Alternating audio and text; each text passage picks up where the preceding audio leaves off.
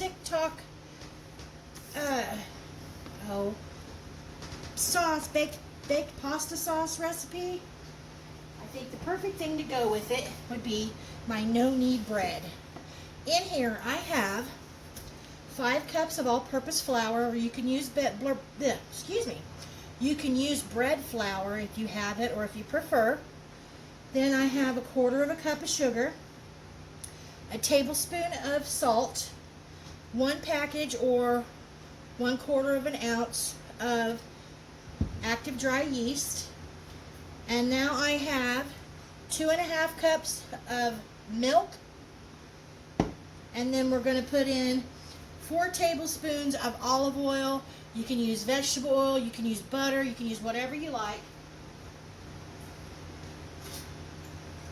To mix these ingredients up, I'm going to use a whisk to make sure it's all incorporated well. And with this recipe, you do not have to pre-activate your yeast like you do with most recipes. So it's all incorporated well. I'm going to just dump it in. It's the beauty of this no-knead bread recipe. You just dump it and forget about it. Stir it together. It's beautiful. I love it. Okay, so I'm going to start with this. Get a good slurry going. And once it gets too thick for my whisk to handle,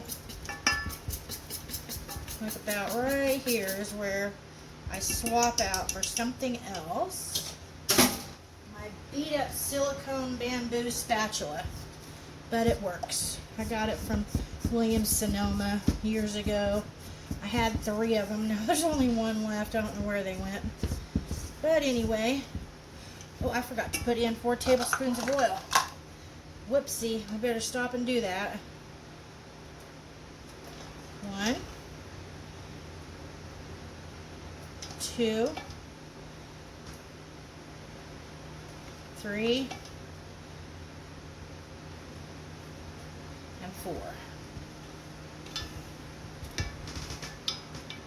Okay, so we're done with that. Okay, let's get that worked in too.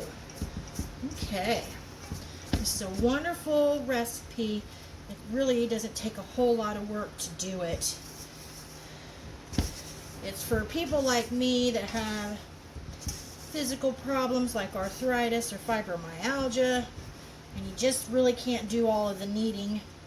I did that for years.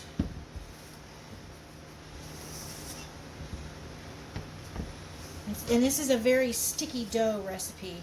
Okay, so the recipe says to bring everything together, then let it rest for 5 minutes. Looks like everything's brought together pretty well. You let it rest for 5 minutes, and what that does is it allows the liquid to hydrate the flour. It's really all we need to do at this point. So I'm going to cover this, let it rest for 5 minutes, and then we'll be back to finish it up. Okay, so we've got this covered, and we've let it rest for 5 minutes. And now the recipe says to work it a little bit more. Be careful so I can reuse this. It's a warm day, so it shouldn't take a whole lot of time for it to proof today. See, you just want to do this and stretch it. Stretch it. Kind of like making mozzarella. That's how I do it anyway. I might be doing it wrong, but it works for me.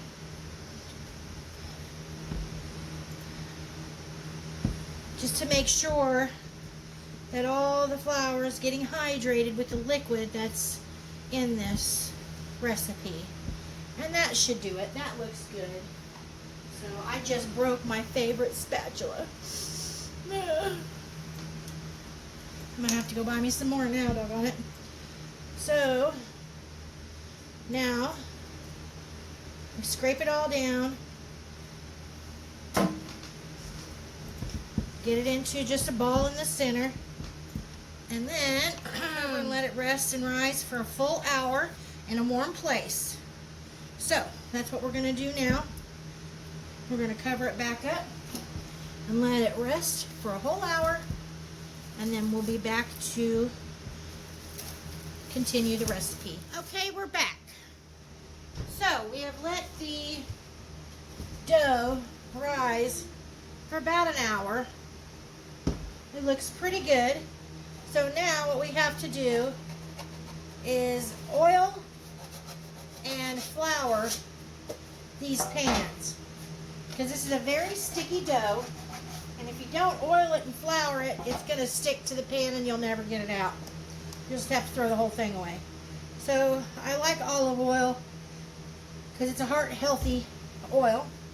And yes, I'm going in with my hands. Nothing better than your hands when you're cooking.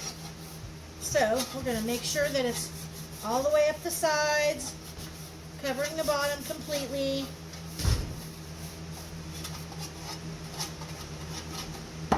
And any excess go into the other pan. And we're going to do the same thing over here. I know these pans have seen better days, but you know what? They work. I've had them for a long time. And I don't see the sense in going out and buying new when I got things that already work. So please be nice. Don't say anything about my old pans. They're useful. They work for me, so that's what's important. Use what you've got. You don't have to have the most expensive or the fad stuff here and there. I have a little bit of flour left in this bag that's going to be used for this. This should be plenty. And just like you would a cake pan, you know, when you make a homemade cake, or, well, even box, just a whatever, you know. Make sure it's all covered real good. And if you've got a better method, by all means use it. I just do it the way I was taught by the people that taught me how to cook.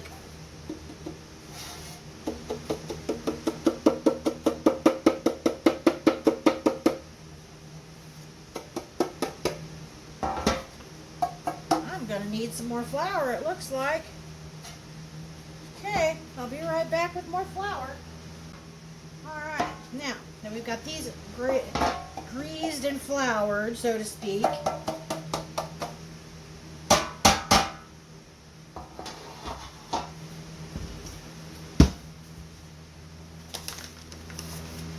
get in here and take care of this part. Now, what we're going to need to do is we're going to have to flour our hands really generously. And my hands are impeccably clean. And all I do, stick my hand down in a bag of flour and get my hands coated really good, like so. Otherwise, you're going to have this stuff all over you. So, get this pan close by and just cut it with your hand about halfway.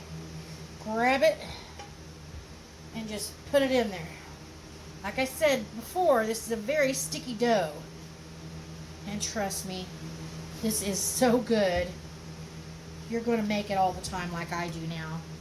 Because you don't have to go through all that kneading and shaping and all that stuff. Okay, so that one's good. The other one over here. And this one I just pour in. See if I can do this where you can see. Just pretty much pour it in there, like so.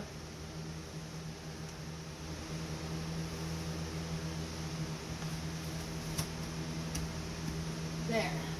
Put that in the sink. I apologize. I am really having a hard time talking today.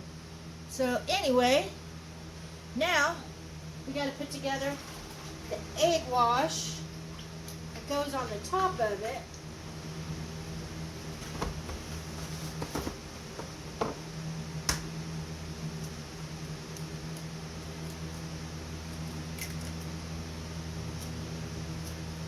These are good for your garbage disposal, by the way. Sharpens the blades. Some people use a fork. I just use this thing. my little brush.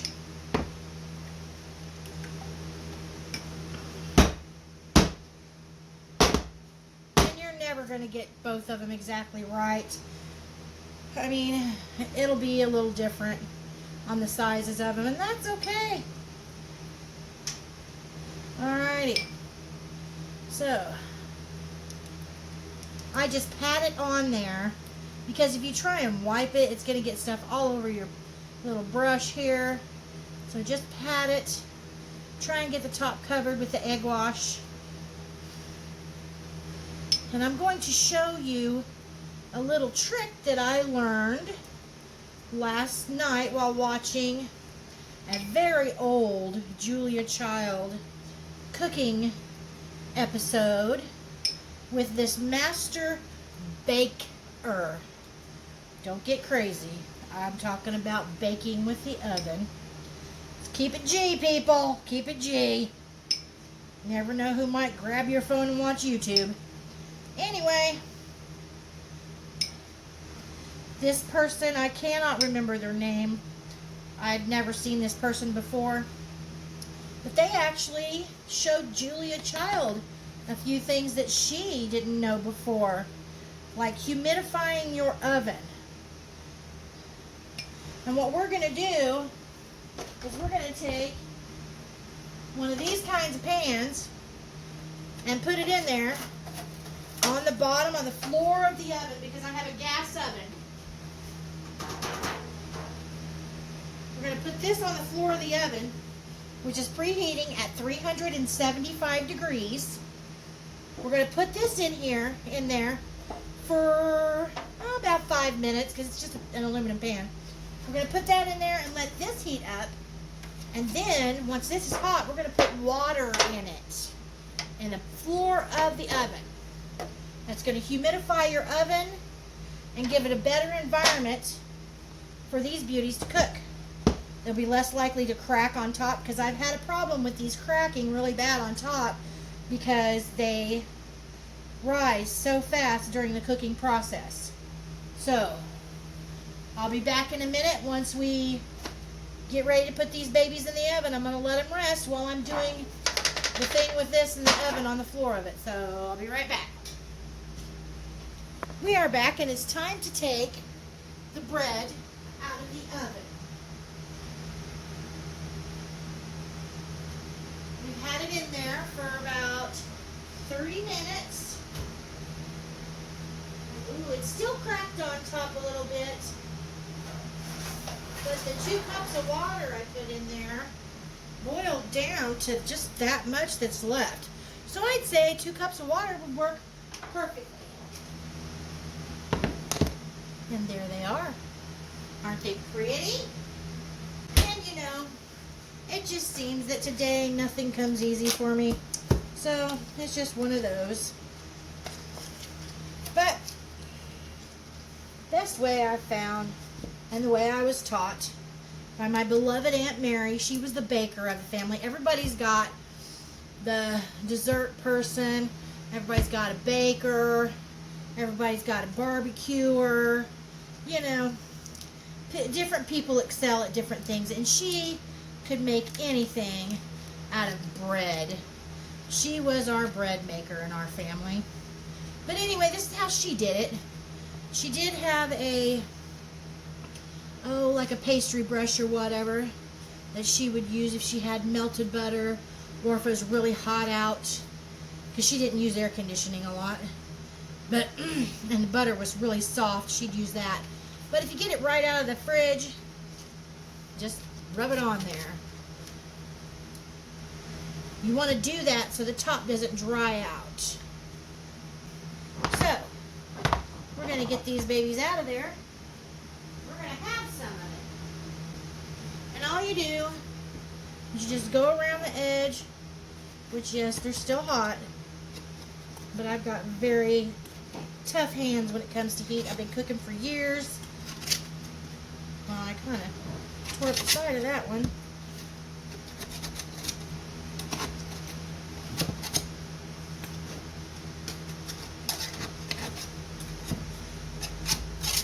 My pans very seldom ever blister anymore.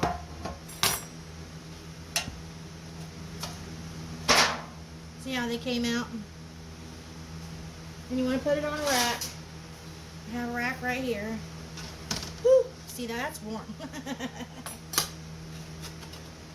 you just want to go along the edges of the pan to loosen it up, because even though we buttered and floured it, it's still got gluten and sugar and all kinds of stuff in there that's going to make it want to stick to the pan.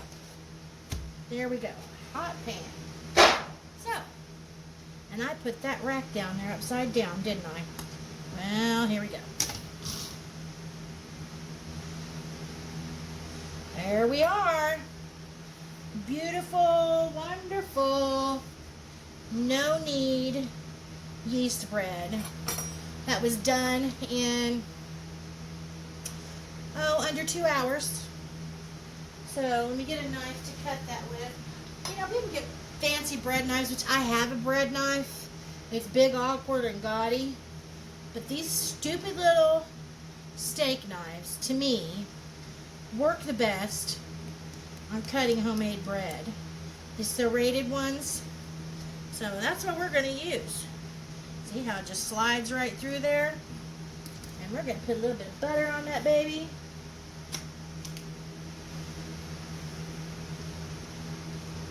Let it melt for a minute. Oops. Runaway butter. Let that melt for a minute. And a little tip I've learned from this, when I found this recipe, it was listed as no knead sandwich bread, which we do use this for sandwiches, by the way. But if you want to cut it for sandwiches, you're going to have to let it cool completely. Put it in an airtight plastic bag, like a zipper bag or something to that effect. Or if you even want to save your bread sacks that you get from the store with your store-bought bread in it.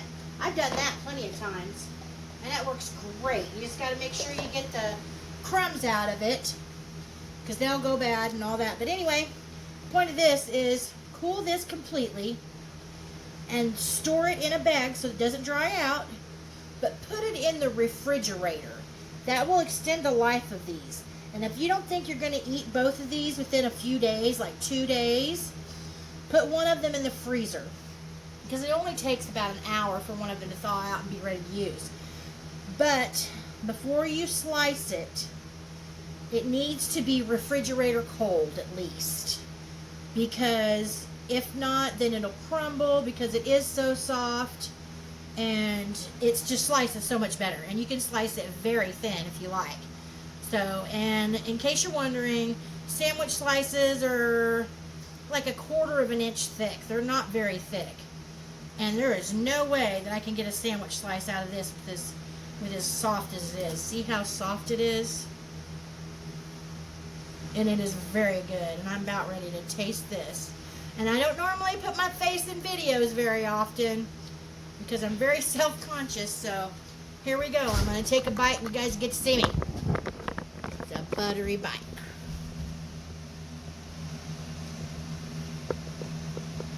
Mmm. Wonderful. You really need to try this one. Oh, sorry. Is that better? This is a wonderful bread recipe. And you can do variations on it. Like put herbs in it, garlic in it. Whatever you feel like doing. But just try. At least try. Don't be scared. It's just you in the kitchen. Nobody's going to see. Thanks for stopping by today. If you like this video, please give it a thumbs up. And don't forget to subscribe to my channel. I got lots more videos coming. And they're usually pretty easy recipes. Because I've learned the hard way throughout the years how to cut the nonsense out of cooking. So many people make it so intimidating with their cooking terms and their steps and all that stuff. So stick around. We've got lots more stuff to share with you. And have a beautiful day. Be blessed. And we'll see you in the next video. Bye-bye.